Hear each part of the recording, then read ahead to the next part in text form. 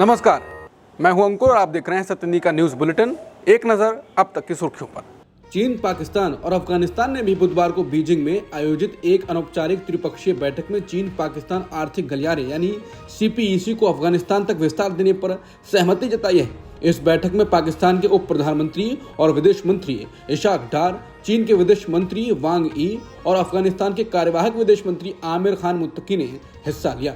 इस कदम को क्षेत्रीय सुरक्षा, आर्थिक संपर्क और व्यापार को बढ़ावा देने की दिशा में महत्वपूर्ण कदम माना जा रहा है, लेकिन भारत शुरू से ही इस गलियारे को किसी तीसरे देश में ले जाने पर आपत्ति जता रहा है। बता दें, CPEC चीन के बेल्ट एंड रोड इनिशिएटिव का हिस्सा है, जिसे भारत रणनीतिक रूप से अपने हितों के खिलाफ मानता है। भारत को आशंका है कि CPEC के माध्यम से चीन दक्षिण एशिया में अपनी सैन्य और आर्थिक उपस्थिति को मजबूत कर सकता है, खासकर ग्वादर बंदरगाह के माध्यम से, जो अरब सागर में रणनीतिक रूप से महत्वपूर्ण है। और अफगानिस्तान को CPEC में शामिल करने का निर्णय भारत और क्षेत्रीय गतिशीलता पर कई तरह से प्रभाव डाल सकता है। भारत ने अफगानिस्तान और उसके आसपास व्यापक विकास परियोजनाओं में निवेश किया है, जैसे कि ईरान का चाबहार बंदरगाह, अफगान संसद भवन और अन्य बुनियादी ढांचा परियोजनाएं। अफगानिस्तान का CPEC में शामिल होना भारत के प्रभाव को कमजोर कर सकता है, क्योंकि ये चीन और पाकिस्तान के साथ उसके आर्थिक और रणनीतिक संबंधों को मजबूत करेगा। इससे भारत और अफगानिस्तान के बीच पारंपरिक मधुर संबंधों पर तनाव बढ़ सकता है। अब चीन ने पाकिस्तान की एयरफोर्स को मजबूत करने के लिए उसके बेड़े को J-35A स्टील्थ फाइटर से मजबूत करने का फैसला किया है। रिपोर्ट्स के मुताबिक चीन इसी साल अगस्त महीने में पाकिस्तान को J-35A स्टील्थ फाइटर का पहला बेड़ा सौंप सकता है। न्यूज़ 18 की रिपोर्ट में दावा किया गया है कि चीन पाकिस्तान को 50% डिस्काउंट पर J-35A स्टील्थ फाइटर सौंप सकता है। जाहिर तौर पर भारत के लिए ये एक बड़ा खतरा होगा, क्योंकि भारत के पास अभी तक कोई स्टील्थ फाइटर जेट नहीं है। भारत के पास एडवांस फाइटर जेट में सिर्फ राफेल है, जिसकी संख्या भी सिर्फ 36 है। बता दें, चीन भारत को चारों तरफ से घेरने की कोशिश में है। इससे पहले खबर आई है कि वो बांग्लादेश में भारतीय सीमा के पास ब्रिटिश काल के लालमोनिरहाट एयरबेस को फिर से एक्टिवेट करने के कदम उठा रहा है। ये एयरबेस भारत के सिलीगुड़ी कॉरिडोर के पास स्थित है, जो पूर्वोत्तर भारत को जोड़ने वाला एक सकरा गलियारा है। कहा जा रहा है कि इसको संघर्ष की स्थिति में भले ही चीनी लड़ाकू विमानों द्वारा सीधे इस्तेमाल ना किया जाए, लेकिन चीन के लिए ये एक रसद केंद्र के रूप में काम कर सकता है, जो क्षेत्र में कर्मियों, उपकरणों या खुफिया संपत्तियों की आवाजाही को सुविधाजनक बनाता है। सुप्रीम कोर्ट ने बुधवार को अशोका विश्वविद्यालय के सहायक प्रोफेसर अली खान महमूदाबाद को ऑपरेशन सिंदूर पर उनके विवादास्पद पोस्ट के मामले में अंतरिम जमानत दे दी, लेकिन मामले की जांच पर रोक लगाने से इनकार कर दिया। जस्टिस सूर्यकांत और जस्टिस NK सिंह की खंडपीठ ने अंतरिम राहत देते हुए प्रोफेसर की टिप्पणियों के समय पर सवाल उठाए और इसे डॉग विस्लिंग यानी छिपे या अप्रत्यक्ष संदेश देना और सस्ती लोकप्रियता हासिल करने की कोशिश करार दिया। हालांकि सुप्रीम कोर्ट की टिप्पणी पर चर्चा हो रही है और सोशल मीडिया पर टिप्पणी की जा रही है, कोर्ट ने हरियाणा के DGP को 24 घंटे के भीतर वरिष्ठ IPS अधिकारियों की एक विशेष जांच टीम गठित करने का निर्देश भी दिया है। सुप्रीम कोर्ट ने महमूदाबाद पर सुनवाई करते हुए कहा कि उनका पूरा प्रचार यह है कि वो युद्ध विरोधी हैं। कहते हैं कि सेना के परिवारों और सीमावर्ती क्षेत्रों के नागरिकों को कष्ट होता है, लेकिन कुछ शब्दों के दोहरे अर्थ भी होते हैं। कोर्ट ने कहा कि भले ही हर किसी को बोलने की आज़ादी है, लेकिन भारत पाकिस्तान तनाव के दौरान इस तरह के अवसरों का उपयोग सस्ती लोकप्रियता हासिल करने के लिए नहीं करना चाहिए। यानी सुप्रीम कोर्ट की बेंच ये कहना चाहती है कि प्रोफेसर ने वो फेसबुक पोस्ट सस्ती लोकप्रियता हासिल करने के लिए की थी। कोर्ट ने कई कड़े शब्दों में कहा, क्या ये सब बात करने का समय है? देश पहले से ही इस दौर से गुजर रहा है।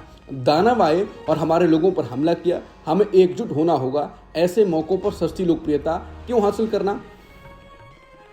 ईडी ने बुधवार को दिल्ली की एक अदालत को बताया कि नेशनल हेराल्ड मामले में आरोपी सोनिया और राहुल गांधी ने कथित तौर पर अपराध की आय से 142 करोड़ रुपए कमाए हैं। नेशनल हेराल्ड मनी लॉन्ड्रिंग मामले में संघीय एजेंसी का प्रतिनिधित्व कर रहे अतिरिक्त सॉलिसिटर जनरल SV राजू ने कहा कि आरोपी तब तक अपराध की आय का आनंद ले रहे थे जब तक कि ईडी ने नवंबर 2023 में नेशनल हेराल्ड से जुड़ी 751.9 करोड़ रुपए की संपत्ति जब्त नहीं कर ली।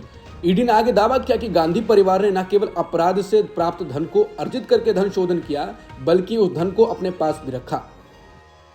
यूट्यूबर ज्योति मल्होत्रा ने नई दिल्ली में पाकिस्तान उच्चायोग के एक कर्मचारी के साथ नियमित संपर्क में रहने की बात कबूल की।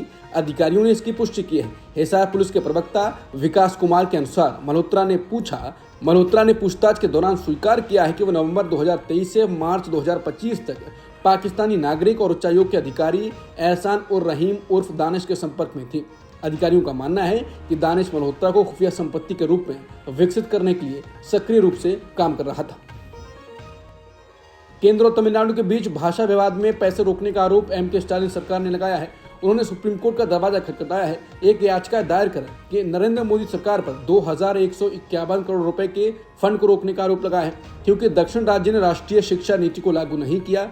डीएमके सरकार ने राष्ट्रीय शिक्षा नीति का विरोध किया है, जिसमें 3 भाषा के फॉर्मूले की सिफारिश की गई है, जिसके तहत छात्र अंग्रेजी के अलावा एक तीसरी भाषा और एक क्षेत्रीय भाषा सीखते हैं।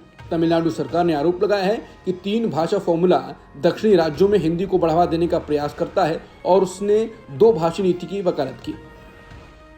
ईडी ने रान्या राव सोना तस्करी मामले में कर्नाटक के गृह मंत्री जी परमेश्वर से जुड़े एक मेडिकल कॉलेज पर छापा मारा है। परमेश्वर को Shri Siddharth institute of medical sciences and research centre का अध्यक्ष बताया गया है, जिस पर ईडी ने छापेमारी की थी। भारतीय लेखिका बानू मुश्ताक और अनुवादक दीपा भाष्टी ने अंतर्राष्ट्रीय बुकर पुरस्कार जीता है। ये पुरस्कार उनकी पुस्तक हार्ट लैम्प के लिए दिया गया है। ये 30 से अधिक वर्षों की अवधि में लिखी गई 12 लघु कथाओं का संग्रह है, जो दक्षिण भारत में महिलाओं के रोजमर्रा के जीवन और संघर्षों का वर्णन करती है। इस पुरस्कार की घोषणा बेस्ट सेलिंग बुकर पुरस्कार विजेता लेखक मैक्स पोर्टन ने लंदन के टेट मॉडर्न में आयोजित एक समारोह में 5 सदस्यीय मतदान पैनल के अध्यक्ष के रूप में की। पाकिस्तान के बलूचिस्तान में एक आत्मघाती कार बम ने एक स्कूल बस को टक्कर मार दी, जिससे 4 बच्चों की मौत हो गई और 38 अन्य घायल हो गए। स्थानीय डिप्टी कमिश्नर यासिर इकबाल ने बताया कि यह हमला बलूचिस्तान प्रांत के खुशदार जिले में हुआ। गजा में 20 लाख लोग भुखमरी का सामना कर रहे हैं। सभी की निगाहें उस जगह पर हैं जहां ट्रकों को भोजन पहुंचाना है, लेकिन अभी तक ऐसा नहीं हो रहा है। मंगलवार से ही लोग ट्रकों का इंतजार कर रहे हैं और आज सुबह भी यही स्थिति बनी हुई है।